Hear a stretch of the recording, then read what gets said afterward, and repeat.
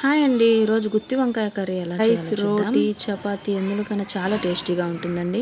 ముందుగా ఓ ప్యాన్ తీసుకొని ఇందులో 2 టేబుల్ స్పూన్స్ పల్లీలు వేసి బాగా ఫ్రై చేసుకోవాలి. ఇది కొద్దిగా వేగిన తర్వాత కొద్దిగా కాజు, చిన్న దాల్చిన చెక్క, 3 లవంగాలు, హాఫ్ స్పూన్ జీలకర్ర, 2 స్పూన్ నువ్వులు, ఇందులో 5-6 వెల్లుల్లి వేసి బాగా ఫ్రై చేసుకోవాలి. అల్లం వేసుకొని ఈ మిశ్రమం స్టవ్ ఆఫ్ చేశాక ఓ మిక్సీ జార్లోకి తీసుకొని ఇందులో 2 ఆనియన్స్ కట్ చేసి వేసుకొని అలానే కొద్దిగా కొత్తిమీర, 1 స్పూన్ కారం కావాలంటే కొద్దిగా వాటర్ వేసుకొని మెత్తని పేస్ట్ తర్వాత ఓ బౌల్లో కొద్దిగా వాటర్ తీసుకొని 1 స్పూన్ సాల్ట్ వేసి వంకాయలు కట్ చేసి బాగా వాష్ చేసుకొని ఆ వంకాయలకి ఈ మసాలా తర్వాత కుక్కర్లో ఆయిల్ వేసుకొని ఇందులో ఆవాలు, జీలకర్ర, పచ్చిమిర్చి, కరివేపాకు మసాలా పెట్టుకున్న వంకాయలు వేగిన తర్వాత ఇది కొద్దిగా ఫ్రై అయ్యే వరకు వెయిట్ చేయాలి. ఇలా కొద్దిగా ఫ్రై అవుతుండగా ఇందులో మిగిలిన మిక్సీ పేస్ట్ అంతా ఇందులో వేసుకోవాలి.